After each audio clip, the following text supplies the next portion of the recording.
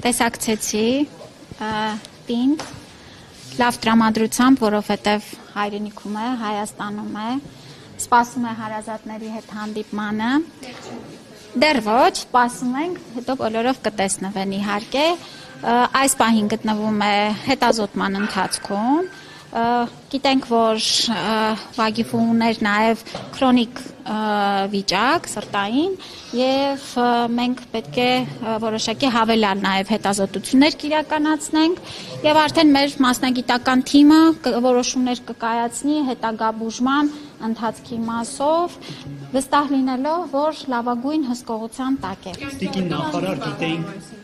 Մենք նման այս պահին իրավիճակ չունենք, նորից եմ կրկնում, կարիք կա հավելյալ հետազոտություններ անցկացնելու,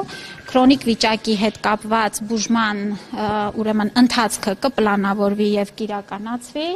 և ամեն ինչ լավ է, այս պահին ամեն ինչ լավ է։ Վատացել էր ադրբեջանական բանտում, այնտեղ էլ տեղափոխվել էր վերակենդանացման բաժանմունք,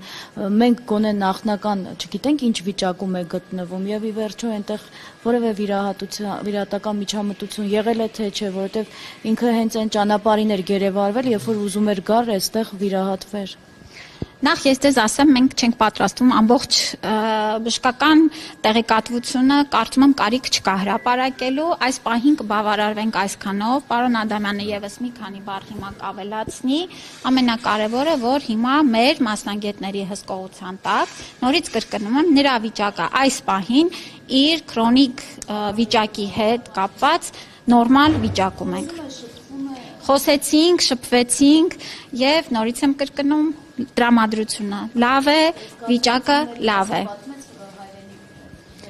Ասեցի, երջանիկ է, ուրախ է և իր խոսքերն էին, որ Հայաստանում եմ, լավ եմ։ Տիկին Ավանեսյան, դուք մինչ իր մոտ մտնելը ասացիք, որ մյուս վերադարձած հայրենակիցների վիճակը բավարար եք գնահատում, բայց մենք տեղյակ ենք, որ Ադրբեջանում վատացել է Վիգեն Էլուչաքյանի առողջական վիճակը, նա անգամ քայլելու հետ կապված խնդիրներ ուներ։ Բոլորը անհրաժեշտ հետազոտությունները մասնագիտական խորհրդատվությունը կստանան և եթե կարիքը կլինի հետագա որևէ բուժման պրոցես կազմակերպելու, արդեն ընթացիկ կկազմակերպենք։ Այս պահին, նորից կրկնում եմ, նրանց վիճակը բավարար է, որևէ այս պահին խնդիր լուրջ չունենք։ Այստեղից հետո պատրաստում եք իրենց այցելել։ Եթե այցելեմ կամ կարիքը լինի, տեղյակ կլինի։